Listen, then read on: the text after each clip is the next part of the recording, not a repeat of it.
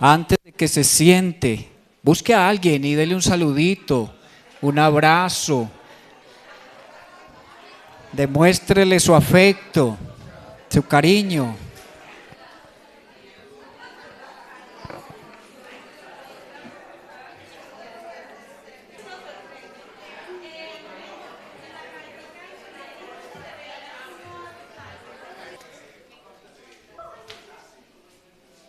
Vamos a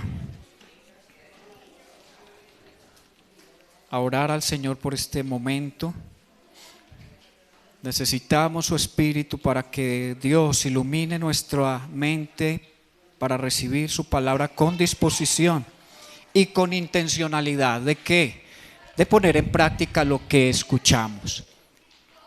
Porque si no lo hacemos, en algún momento su esposa o su esposo o sus hijos o sus abuelos o sus tíos o primos van a decir: pero ¿por qué sigues yendo allá si tu vida no tiene cambios notorios?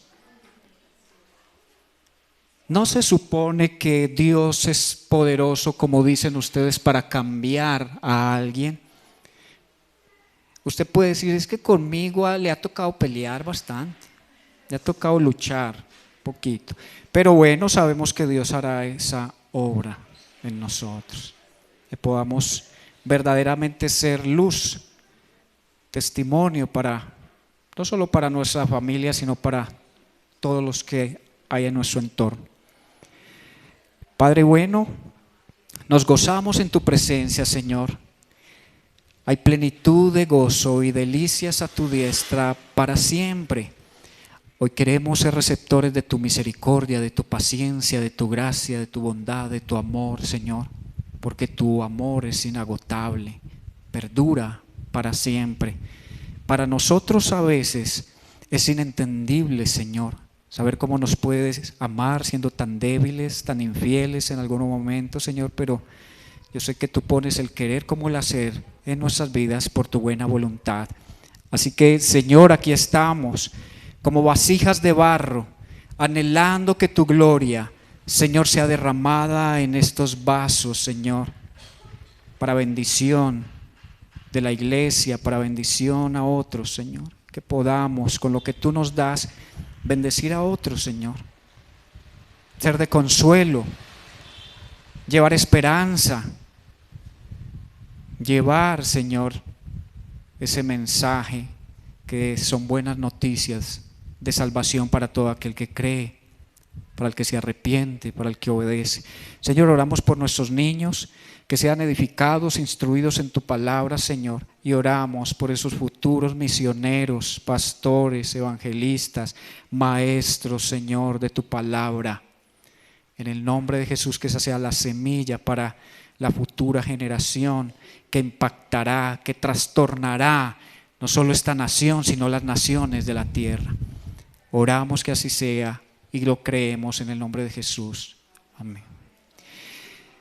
El título que lleva este mensaje es un evangelio necio, escandaloso e increíble. Hoy vamos a concluir con la serie de predicaciones sobre el libro de los Hechos y la próxima semana iniciaremos la carta a los Filipenses, donde haremos énfasis en que somos ciudadanos del cielo. Hay que mirar allá sin dejar de tener claro que aún estamos en este mundo. Ojalá Dios nos apartara del mundo, pero dijo, Él oró que no los apartara, que Dios Padre no nos apartara del mundo, sino que nos guardara aquí en el mundo, porque nos necesita aquí en el mundo, porque somos sal. Este mundo se está deteriorando, se está descomponiendo, cada vez está más podrido, moralmente hablando. Puede haber otras cosas muy bonitas, diga, pastor, no hable tan mal, que mire la ciencia, la tecnología, la medicina. Hay cosas muy especiales, sí, yo estoy hablando, para que me entiendas, desde el punto de vista moral. Y ahí es donde la iglesia necesita salar, de tener ese efecto que frena la putrefacción. ¿Qué hace la iglesia en la tierra? Frenar, con la ayuda obviamente del Espíritu Santo. No somos los supercampeones ni los héroes que a veces nos hacen sentir, yo voy a acabar con todos. No, es el poder del Espíritu a través de la iglesia frenando la maldad, frenando el avance del daño que Satanás quiere continuar haciendo en el mundo. Pero la iglesia, en su oración, en su comunicación del evangelio, en su guerra espiritual, frena esa maldad. ¿Usted se imagina cuando la iglesia ya no esté en la tierra? ¿Qué va a pasar con los que queden aquí?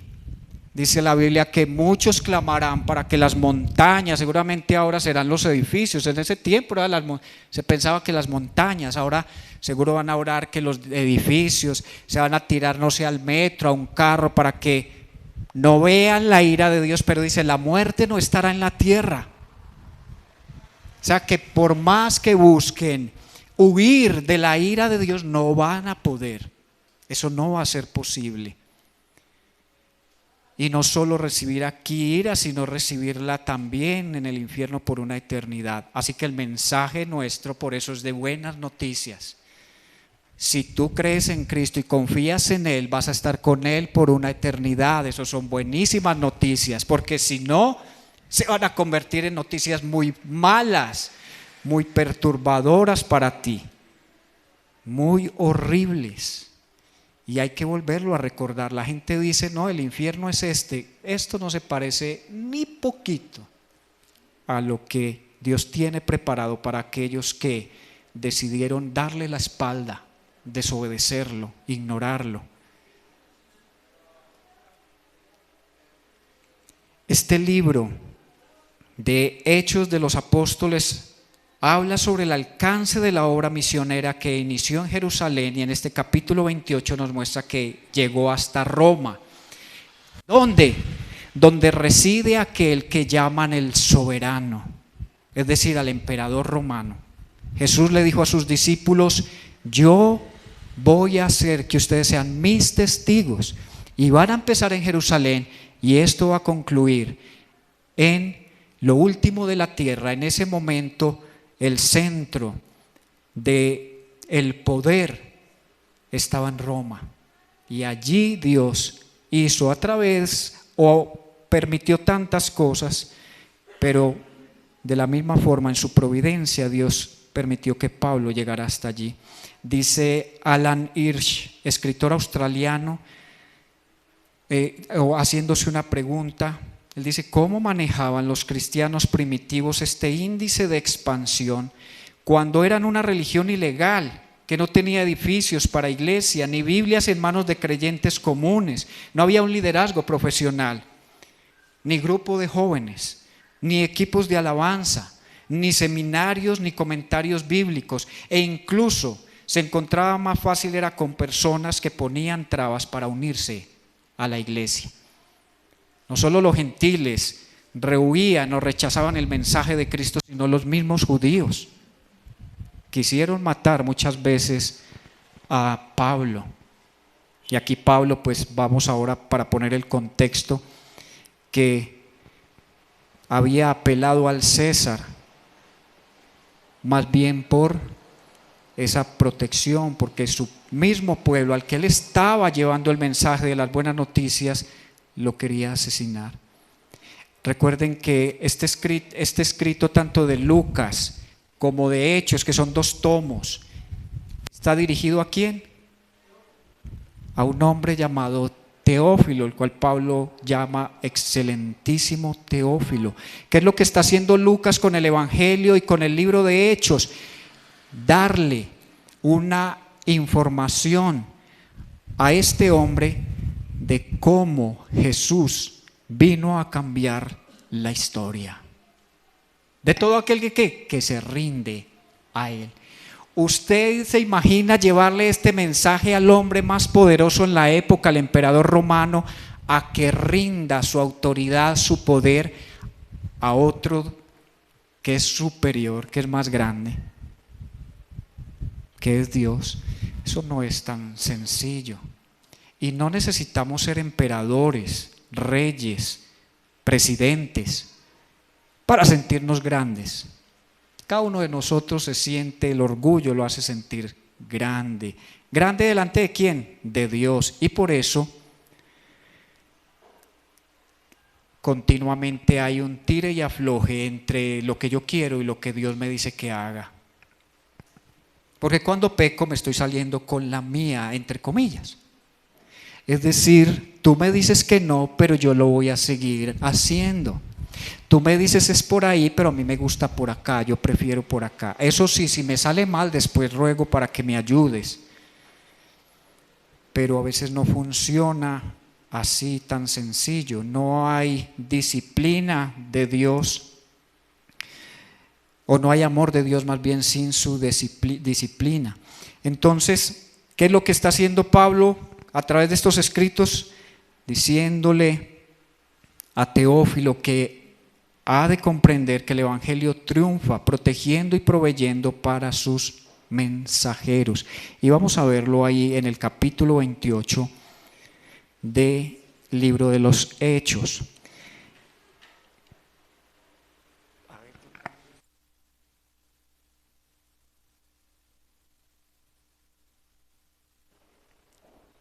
Llegan a una isla llamada Malta.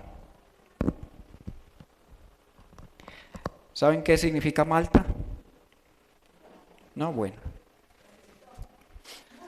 Investiguen. Ya les cuento. Una vez a salvo, escribe Lucas. Recuerde que Lucas es por profesión médico, o era médico. Nos enteramos de que la isla se llamaba Malta. Ellos iban para Creta, pero unos vientos huracanados con lluvias borrascosas los llevó a una isla llamada Malta, a pesar de que Pablo le había dicho al capitán del barco: no zarpemos, no salgamos, porque no nos va a ir bien. Y aún así el capitán dijo: nos vamos. En ese barco iban a viajar 276 personas. Muchos de ellos eran presos que llevaban desde diferentes lugares a prisiones en Roma. Entonces dice: los isleños nos trataron con toda clase de atenciones. Encendieron una fogata y nos invitaron a acercarnos porque estaba lloviendo y hacía frío. Sucedió que Pablo recogió un montón de leña y la estaba echando al fuego cuando una víbora que huía del calor se le prendió en la mano.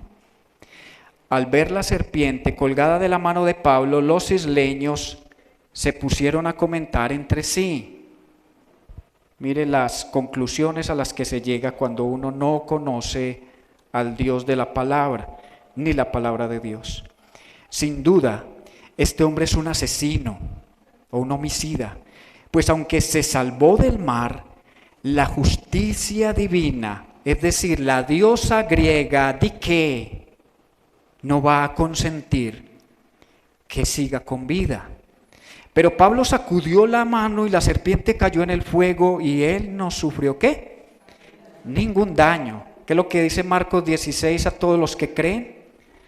Echarán fuera demonios, sanarán enfermos, beberán cosa mortífera y no les hará daño.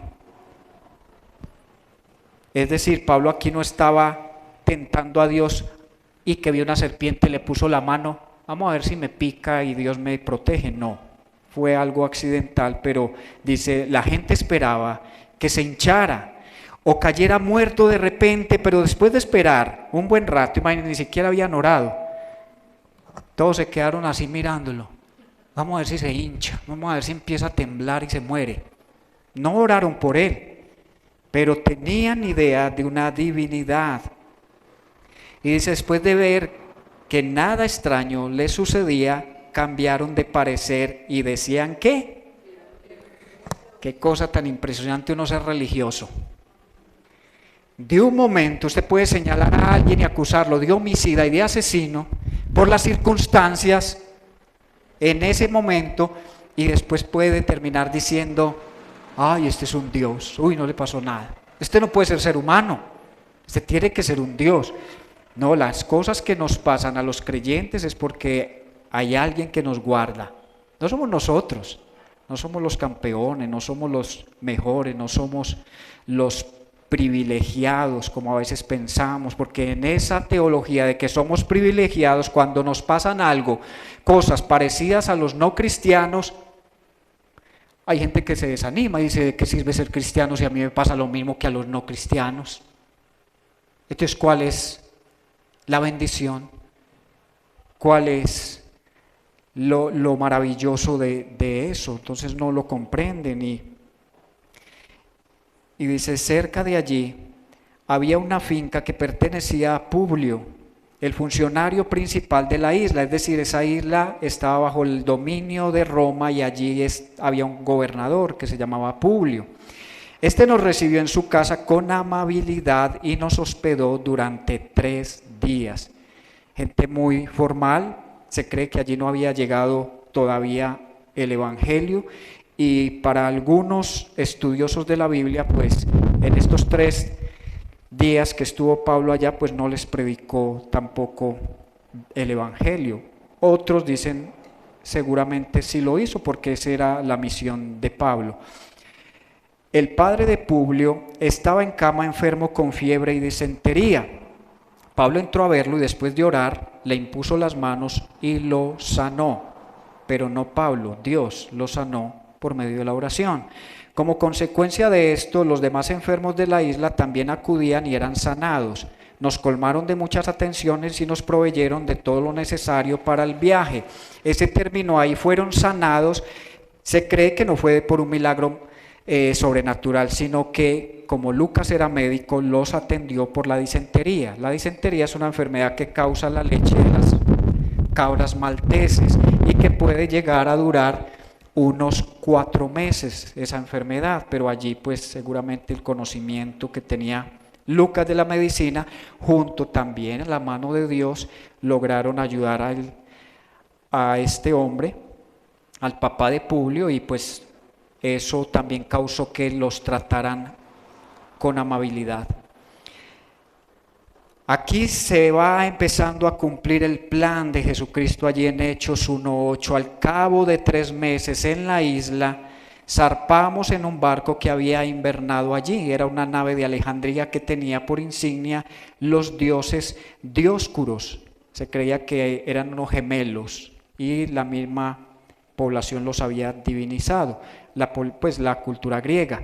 Hicimos escala en Siracusa, donde nos quedamos 3 días. Desde allí navegamos bordeando la costa y llegamos a Regio. Al día siguiente se levantó el viento del sur y el segundo día llegamos a Puteoli.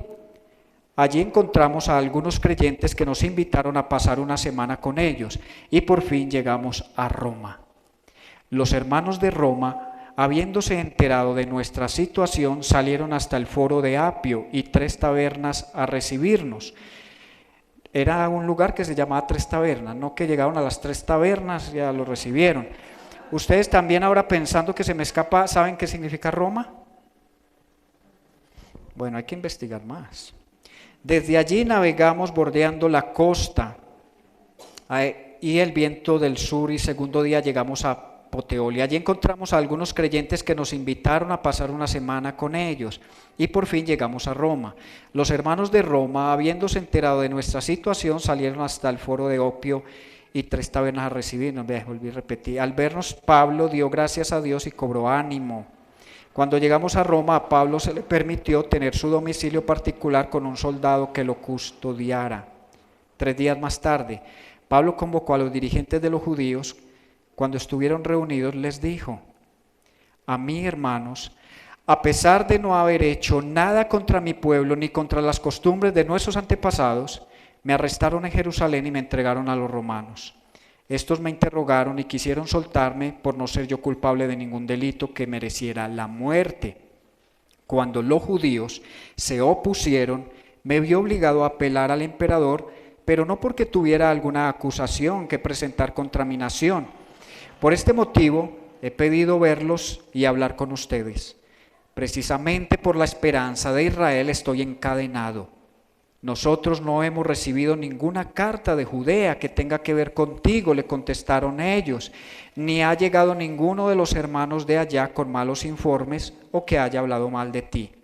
pero queremos oír tu punto de vista, porque lo único que sabemos es que en todas partes se habla en contra de esa secta. Señalaron un día para reunirse con Pablo y acudieron en mayor número a la casa donde estaba alojado. Vea que todo esto se está dando en un contexto de un hogar donde Pablo pagaba casa por cárcel. Desde la mañana hasta la tarde estuvo explicándoles y testificándoles acerca del reino de Dios y tratando de convencerlos respecto a Jesús, partiendo de la ley de Moisés y de los profetas. Unos se convencieron por lo que él decía, pero otros ¿qué? Muy común que siempre en un auditorio haya personas que estén de acuerdo en poner su fe en Cristo y otros digan, no por ahora, tal vez después, o no me interesa. No pudieron ponerse de acuerdo entre sí y comenzaron a irse. Cuando Pablo añadió esta última declaración, esto es una declaración que se había dado más de 700 años atrás por el Espíritu Santo a través del profeta Isaías.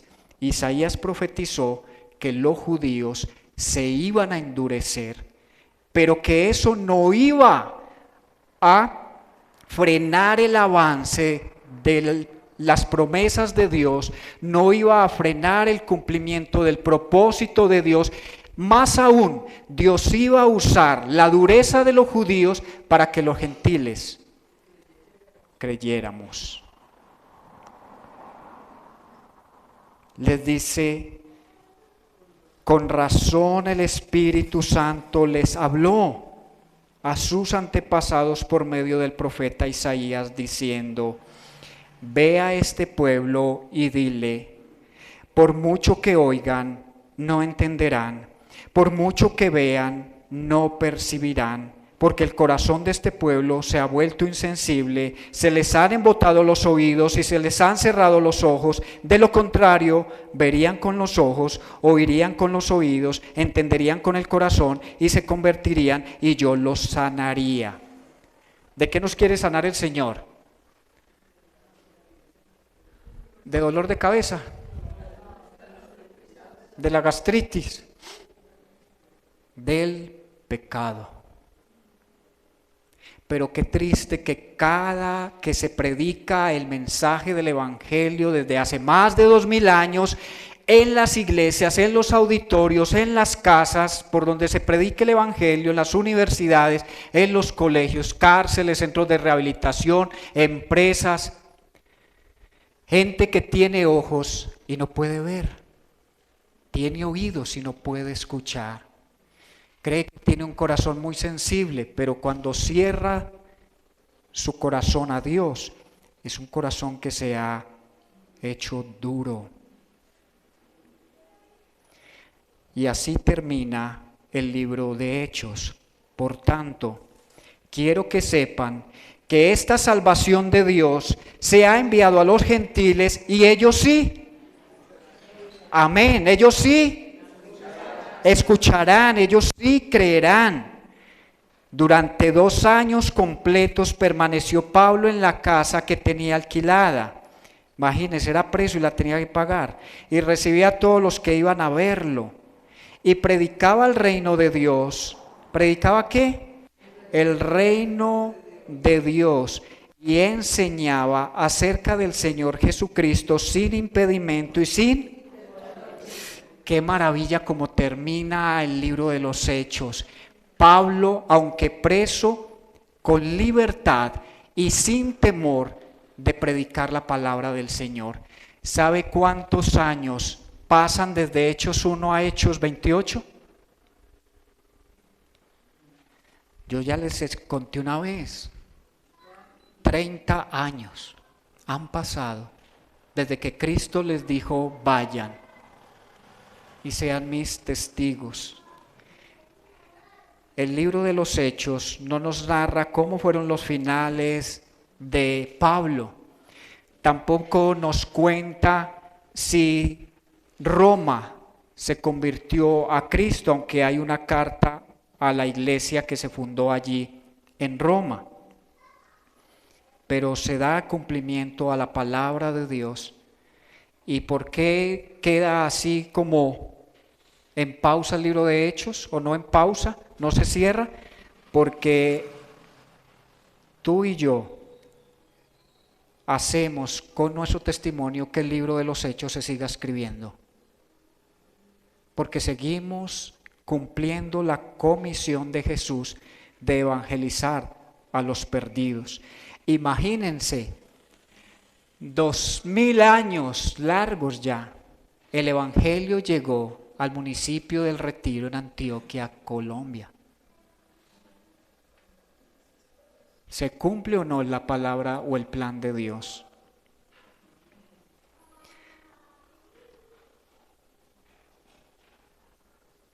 El Señor Jesucristo usó a sus mensajeros para hacer bendición a otros y sobreponiéndose sobre toda oposición al llegar a la capital del mundo, donde apreciamos en el pasaje que no llegó la persecución furiosa de los judíos.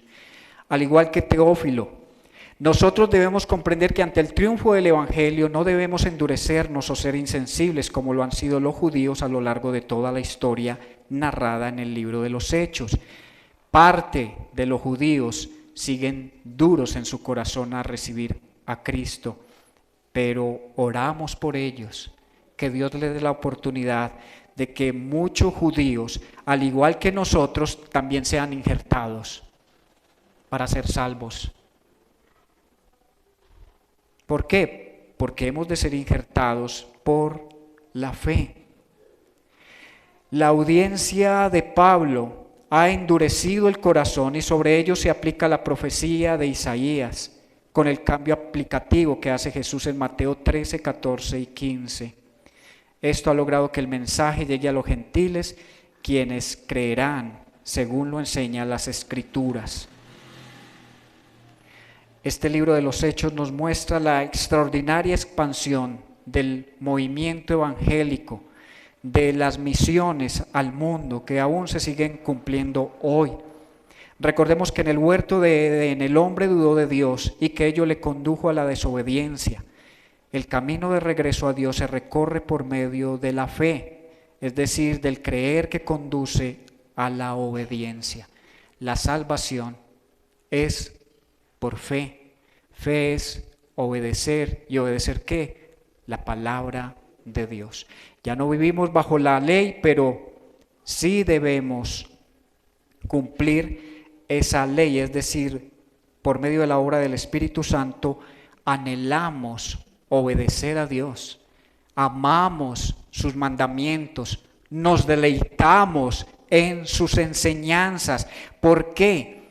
Porque hemos entendido que nuestro Creador hace las cosas como Él las tiene planeadas.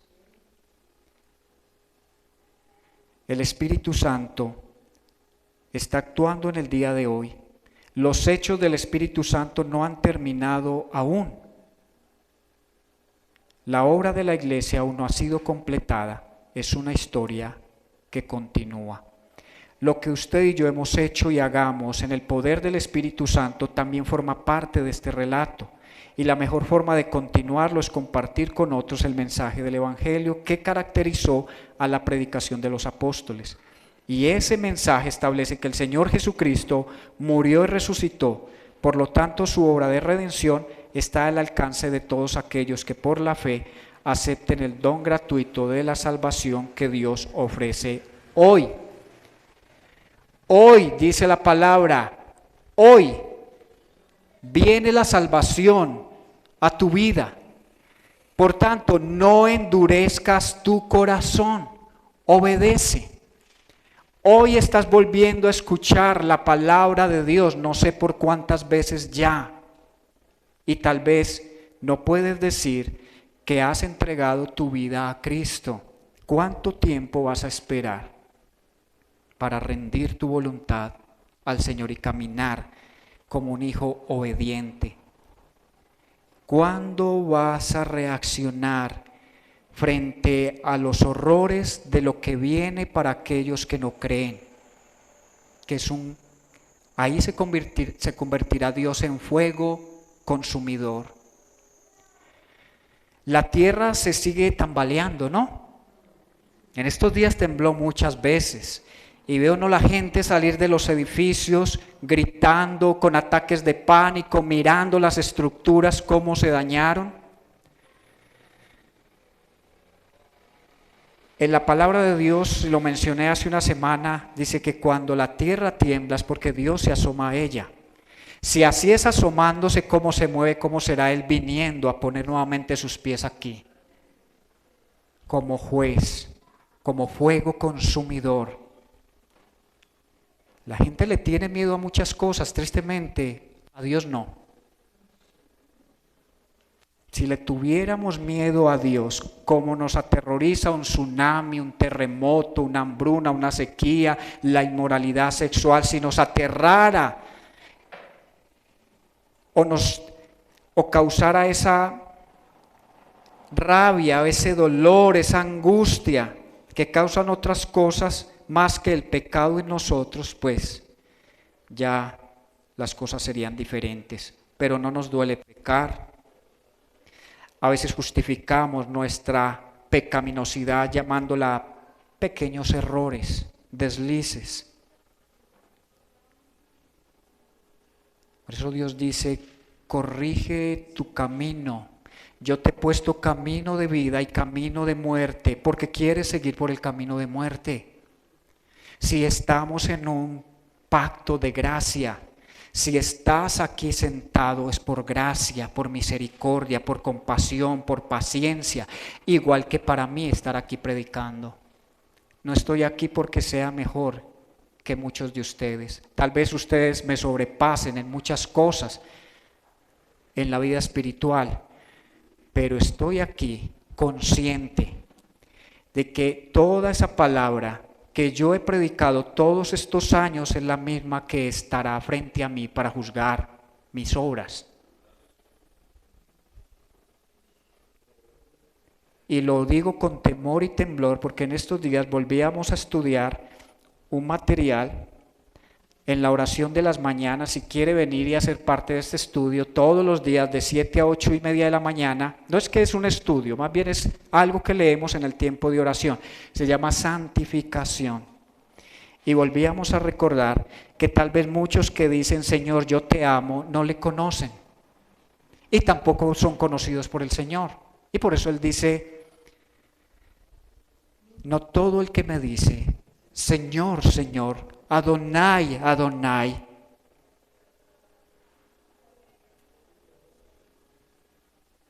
será, ¿cómo se me fue? No todo el que me dice Señor, Señor, entrar al reino de los cielos, sino todo el que hace la voluntad de... Preguntémonos, ¿estoy viviendo, estoy haciendo la voluntad de mi Padre o sigo haciendo mi voluntad? Decimos ser cristianos, pero no tenemos mucha diferencia a los que dicen es que yo hago lo que yo quiera y de malas con todos los demás. Vemos que toda esta obra misionera, aunque tocó a mucha población judía y que se convirtieron al cristianismo y que seguramente ellos siguieron en sus sinagogas compartiendo la palabra del Señor junto a lo que era la Torá y todas estas normas judías, también hoy hay un movimiento especial en los grupos pequeños que se llama obras misionales. Hermanos, no es suficiente venir a la iglesia un domingo para ser parte del cuerpo. No es que no lo sea, pero uno es parte del cuerpo cuando uno comparte con otros, ama, sirve, ora, consuela, aconseja a otros, y eso no se hace un domingo. Eso se hace en los grupos en semana. Allí es donde vuelvo, como empecé al principio, personas con diferente carácter, personalidad, cultura, idiosincrasia, formación intelectual, comparten juntos en un grupo y a pesar de ser tan diferentes, se cuidan, se aman, se enseñan, se toleran, porque uno puede tolerar mucho a la gente cuando está lejos. No, yo la voy mucho con fulano, vive como a 50 kilómetros de aquí. pero estar bien con alguien que está a mi lado solo puede ser por la influencia, el poder del Espíritu Santo en nosotros. Entonces, quiero ir cerrando con lo siguiente. Llegó hasta a mis manos, apenas estoy empezando a leerlo. Se llama Iglesias 24/7, comunidades misionales en la vida cotidiana. Es decir, yo no soy cristiano el domingo, yo soy cristiano el lunes, el martes, el miércoles, el jueves, el sábado, viernes, sábado, me pasó el viernes, el sábado, todos los días yo soy cristiano. Como yo vengo a la iglesia un domingo y me desconecto toda la semana de mis hermanos en la fe. Como yo, que soy cristiano, ignoro la necesidad espiritual de los que están cerca a mí, en mi vecindario, en la empresa, en la universidad. ¿Cómo? Eso no puede ocurrir ante el inminente cierre de la historia. Todo mundo está hablando, estos son los últimos tiempos.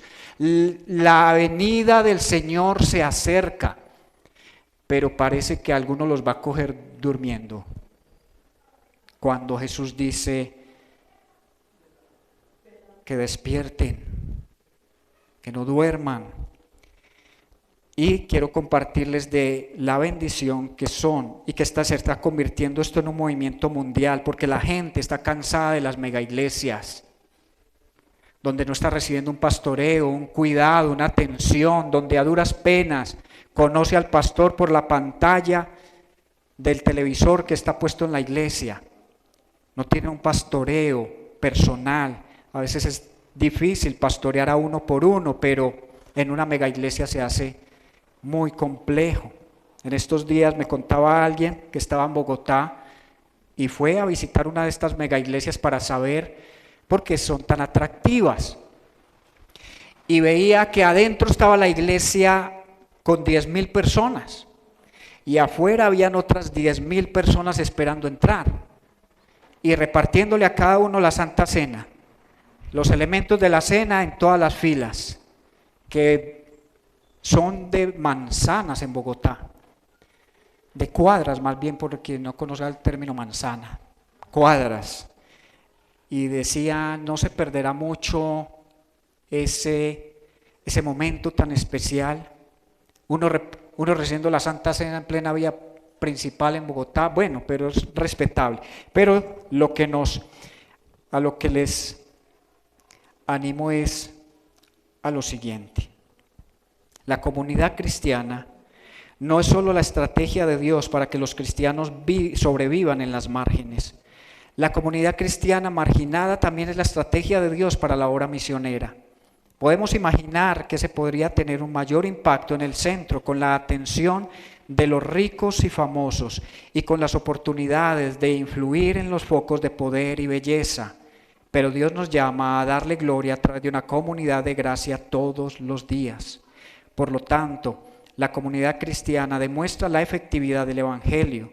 Somos la prueba viviente de que el Evangelio no es una palabra vacía, sino una palabra poderosa, la cual toma a hombres y mujeres que se aman a sí mismos y los transforma por la gracia a través del Espíritu en personas que aman a Dios y aman a los demás. Somos la prueba viviente de que la muerte de Jesús no fue solo una vana expresión del amor de Dios, sino una muerte efectiva que alcanzó la salvación de personas que ahora se aman unas a otras sinceramente con un corazón puro. La misión debe implicar no solo el contacto entre los no creyentes y los cristianos individuales, sino también entre los no creyentes y la comunidad cristiana. Queremos construir relaciones con los no creyentes en su territorio, pero también necesitamos presentarlos a la red de relaciones que forma la comunidad creyente. Es cierto, a menudo a la gente le atrae la comunidad cristiana antes que el mensaje cristiano. Y nuestro enfoque de la misión debería incluir 3 elementos. Primero, construir relaciones. Segundo, compartir el mensaje del Evangelio. Y tercero, incluir a la gente en la comunidad. Puede que la iglesia nunca supere a las series de televisión, Netflix, ni a los videos musicales, pero no existe nada como la vida de comunidad de la iglesia. ningún otro lugar donde gente diversa se reúna de la misma forma, ningún otro sitio donde las personas rotas encuentren un hogar, ningún otro lado donde se pueda experimentar la gracia y donde Dios esté presente por medio de su Espíritu. Dice Tim Chester, el autor de este libro: pienso en mi propia comunidad del Evangelio, alrededor de una docena de personas de distintas edades y contextos, comiendo juntos, ya sea un lunes, un martes, un miércoles, un jueves, un viernes o un sábado, en la mañana, en la tarde o en la noche, compartiendo la mesa, disfrutando de una comida sencilla, pero deleitándonos en ella como un buen regalo de Dios, celebrando juntos lo que el Espíritu ha estado haciendo en nuestras vidas, orando por las necesidades del mundo, hablando de cómo podemos bendecir a nuestro barrio en el nombre de Jesús. Hay muchos otros grupos sociales en nuestro vecindario, pero en ningún otro sitio pueden juntarse individuos tan diversos con el compromiso de ser una familia. Ese es un regalo precioso de Dios para nosotros.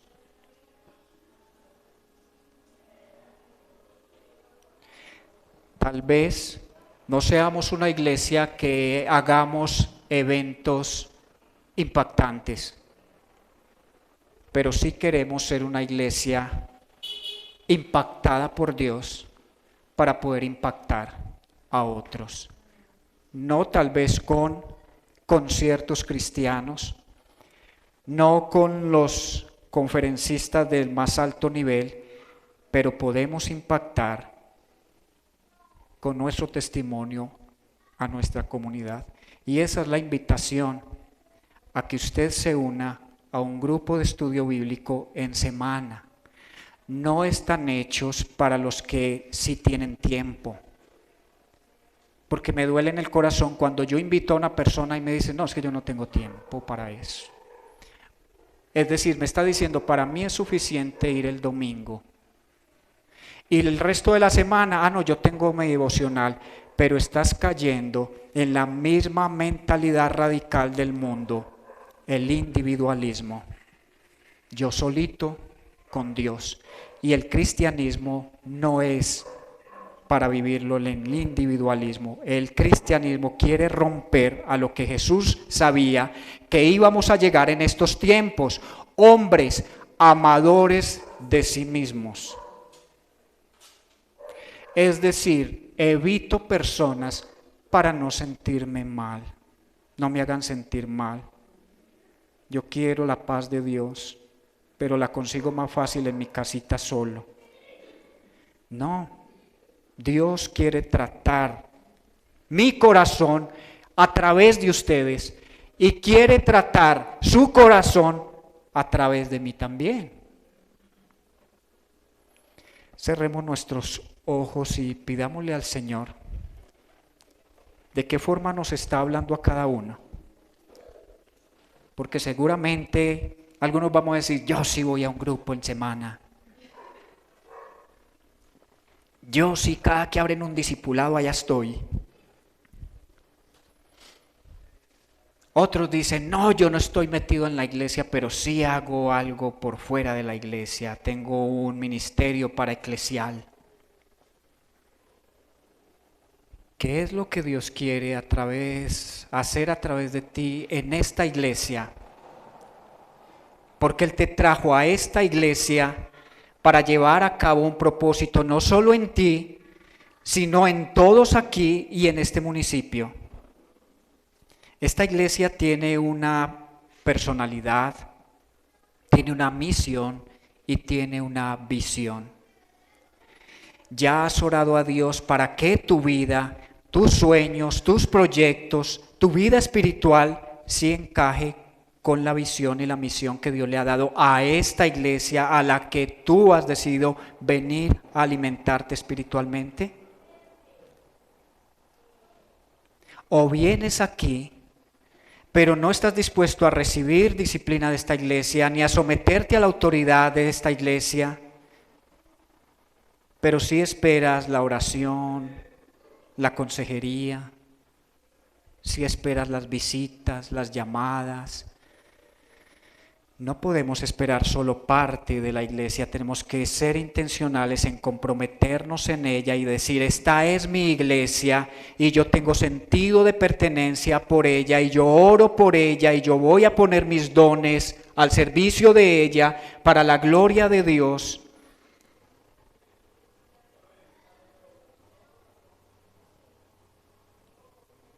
Que usted como mujer pueda decir, yo oro para que mi esposo vaya a esta iglesia, yo oro para que mi esposa vaya a esta iglesia, para que mis hijos lleguen a esta iglesia y como familias podamos ser instruidos, guiados, disciplinados si es el caso, para que Dios bendiga mi hogar, para que Dios se glorifique en mi familia. Pero primero tenemos que pedirle, Señor, aviva mi corazón, glorifícate en mí, rinde mi voluntad a ti y que se haga las cosas no como yo quiero, sino como tú quieres. Y cuando yo entienda esto, seré usado como canal de bendición o como instrumento de bendición para otros, sino para mí mismo. Mi vida cristiana depende también de estar con otros. Y créame, vamos a ser mejores cristianos si andamos juntos, en unidad, no solo juntos, sino en armonía. En el nombre de Jesús, Señor, pedimos que así sea. Amén.